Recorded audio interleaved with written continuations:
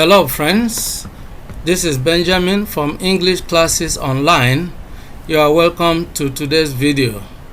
Today we shall be discussing how to write a story that ends with the words "had I known."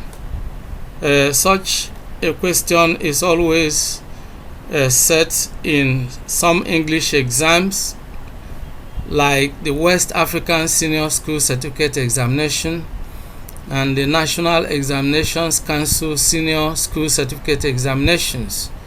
We want to take a specific past exam question and then show step by step how to write this type of story.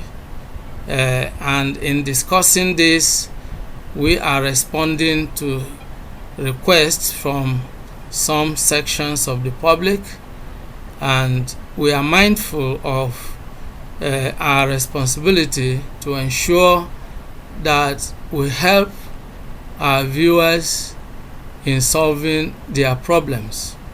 So if you are a subscriber to this channel and there is any specific topic that you have in mind, or any area of English learning that is giving you some difficulties, you can suggest it in the comments below, and just as we are handling this, we will discuss it so that it will be of benefit not only to you but also to all other persons who may be having a similar problem. So the focus of today's video is on how to write a story that ends with the words "had I known, I wouldn't have believed him." And if you are new to the channel, kindly subscribe to the channel, click on the bell icon as well, so that whenever I upload a new video, you will be notified instantly. Let's get into the lecture right away. Now, illustrating the story writing process. Before we get into the actual story writing, we want to look at the process. There are steps you need to take in order to get it right.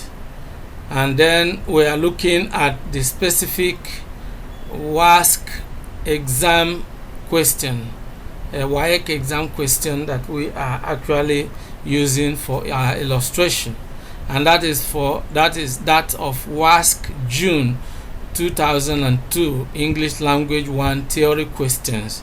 The question is as follows: write a story which ends with the words "had I known, I wouldn't have believed him." Now, the first thing you need to do is to really consider the topic and then the content, because the most important thing is the content that you are going to present. So your content has to be derived from the question. You need to understand what you have been asked to do, and that process you have to figure out before you start writing.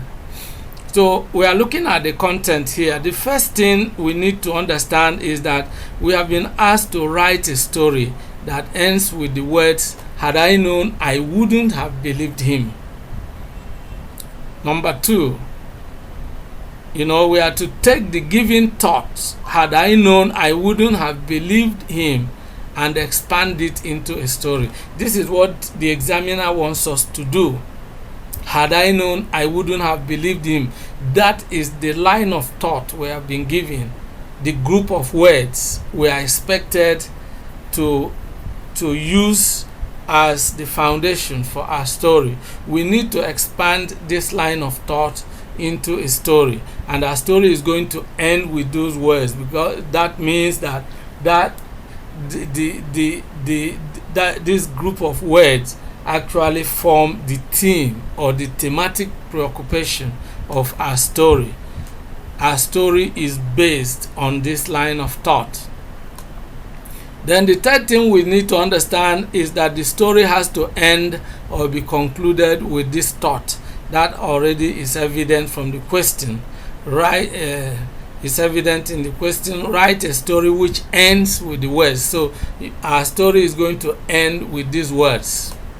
Then the fourth thing we need to look at is that this implies that the story has to revolve around a specific character, because it is somebody who is saying these words, and these are words of regret. All right, so this implies that our story has to revolve around a specific character, and that's the character who is saying had I known, and his unpleasant or disappointing action. The him that I wouldn't have believed if I had known, So that is also the character. So we have two characters. The writer has to participate actively in the action or the experience of the story. He is the one writing. Write a story which ends with the words, had I known, I wouldn't have believed him.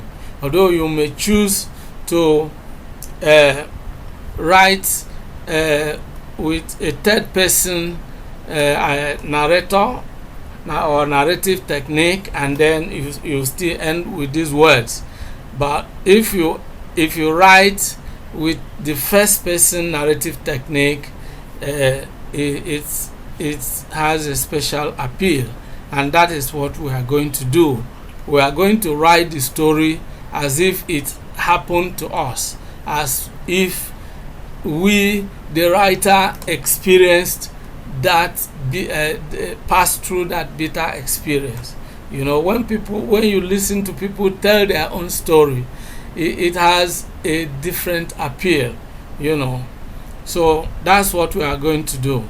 Now, having figured this out, we now go straight into the story. All right? But before then, we have to create an outline. An outline is a list of the ideas or the points we are going to use in our writing. And so here we find that our outline has to begin with the title. All right? Already we agree on the title, and we agree that our title should be, had I known, I wouldn't have believed him. We just use this as our title, and we present it in capital letters. Then paragraph 1, we begin our story by giving a general statement on the topic.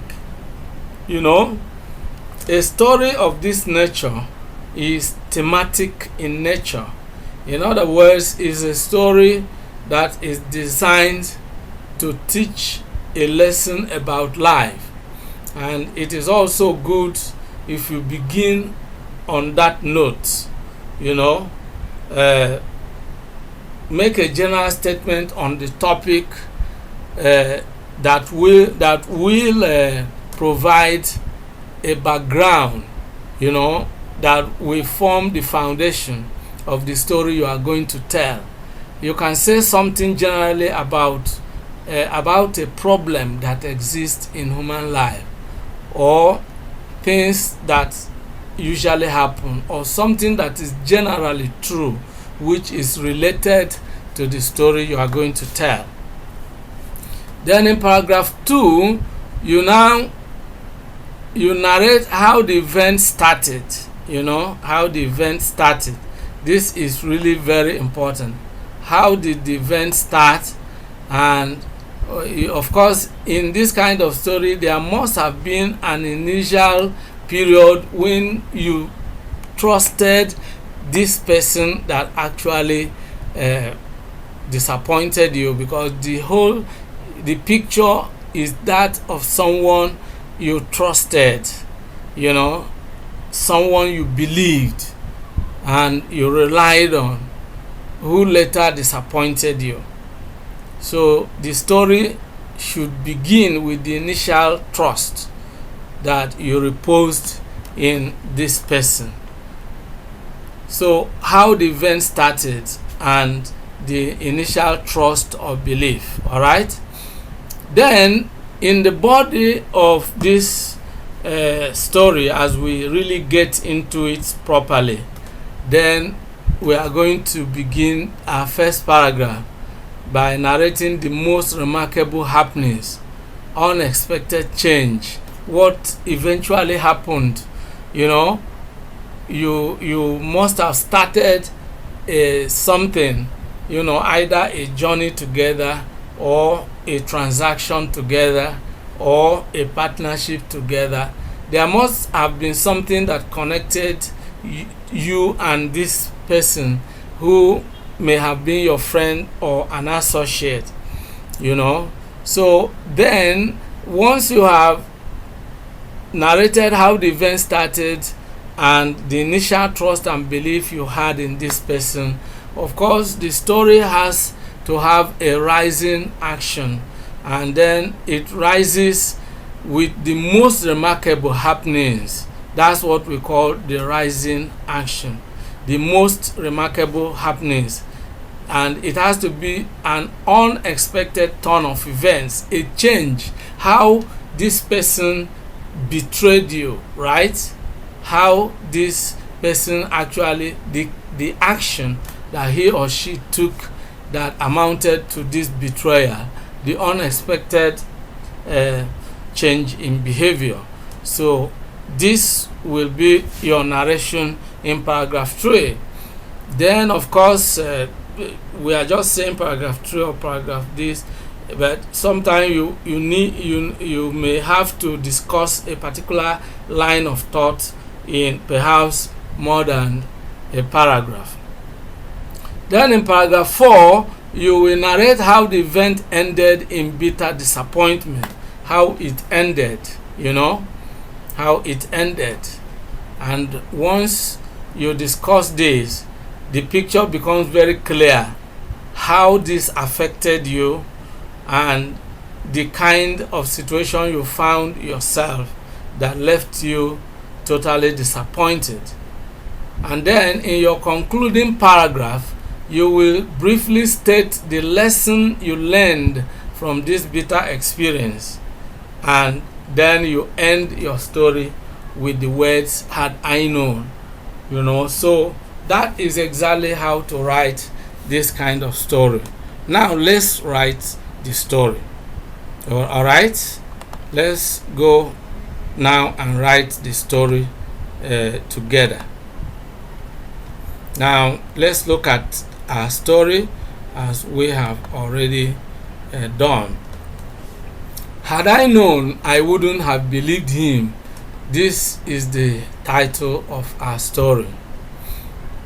And then in paragraph 1, we are going to make a general statement about the topic, something related to the topic, something that is universally true about human life, which is connected to the story we are going to tell.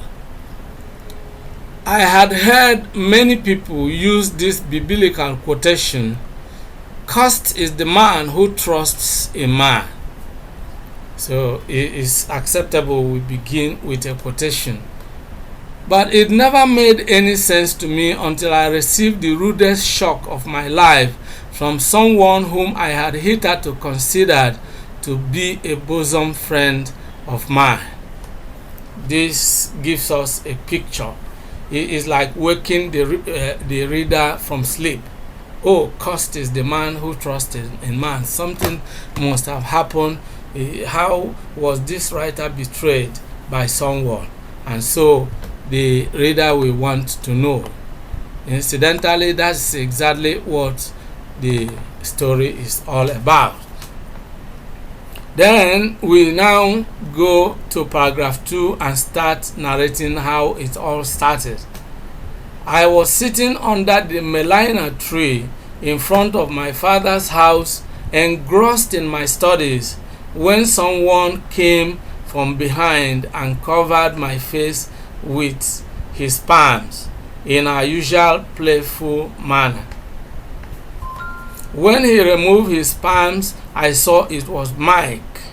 Mike and I had been in the same class throughout our primary education, and we were currently in the same class in Ajegunle Boys High School. As we lived in the same street, we visited each other often and shared our problems and experiences with each other. Mike had recently told me about his decision to join a secret cult, but I had presented a number of reasons to dissuade him from joining the cult. I had advised him to rescind his decision and face his studies, and he had promised to think about it. Alright? Okay, so let's continue.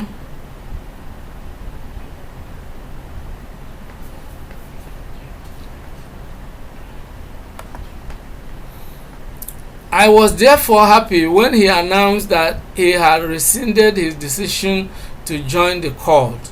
He thanked me for my good advice, adding that he had realized the dangers of joining the cult.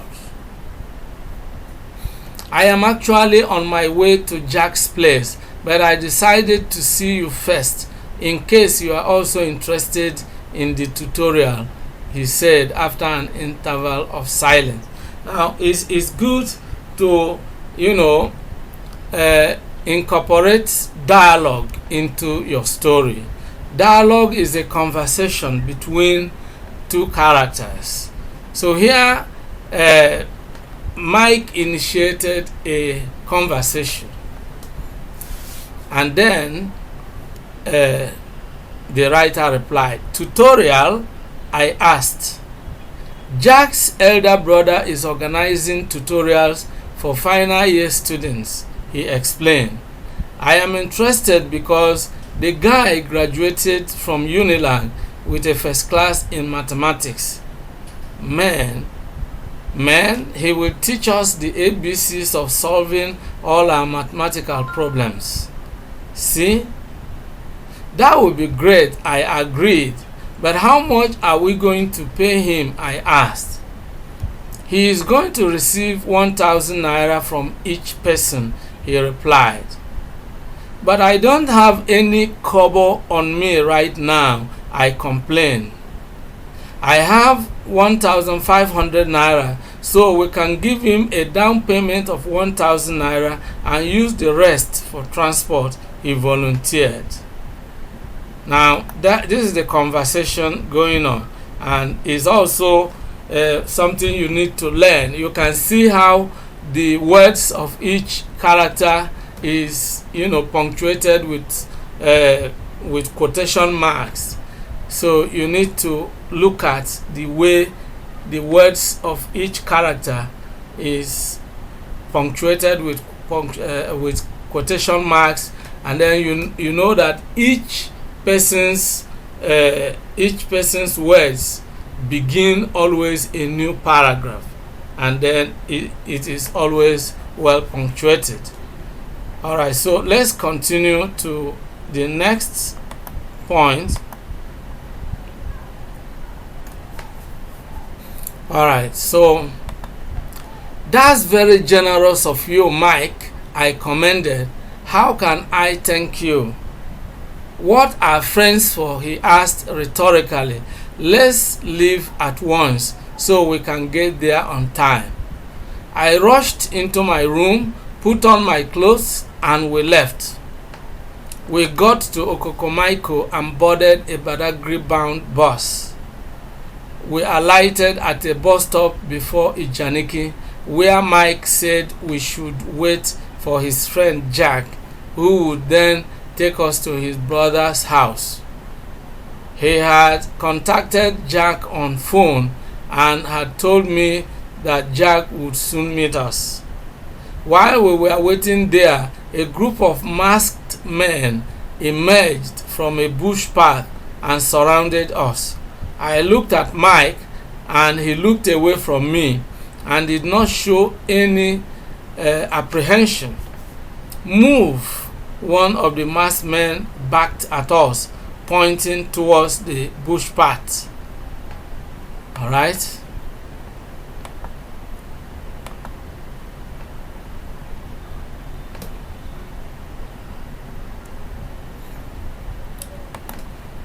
Mike headed for the bush path immediately, leaving me there on the spot, still surrounded by some of the masked men. I wondered why I had to follow such horrible-looking men wielding dangerous weapons. I looked round to see if there were any passers-by to whom I could shout for help, but there was none nearby. "Oh, you want show strong head, eh?"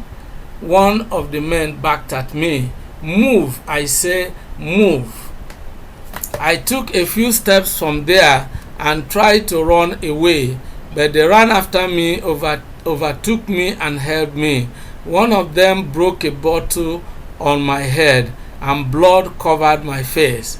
I was there trying to recover when another person brought out a machete from his waist and cut my right hand. At this juncture, I fell down and lost consciousness. I opened my eyes at 7 o'clock the next morning and found myself in a narrow hospital bed, my hand and head wrapped about with bandage. So many questions were on my mind. How did I get to the hospital? Where is Mike? Where are the masked men? So you can see that our story is progressing. We are already getting into the conflict, and we have already gotten to a point in the story. So let's continue. 3 weeks later, after I had been discharged from the hospital, I heard from my mother the full story of how I was rescued by a team of anti-robbery policemen that were on patrol along the expressway. These security operatives arrived at the scene just before those evil men snuffed life out of me. 3 of them were arrested by the policemen, while the others escaped. Upon interrogation, the arrested culprits, who were members of the cult, disclosed that their plan was to kidnap me and take me to their shrine, where I would be initiated or be sacrificed if I refused to be initiated. My friend Mike was eventually arrested, and to my shock, he confessed that he had arranged with the masked men to kidnap me and take me to their shrine for either initiation or sacrifice. This horrible incident taught me a serious lesson about the untrustworthiness of men. I had believed Mike's claim that he had rescinded his decision to join the cult. I had also believed that he was taking me to Jack's elder brother for a tutorial.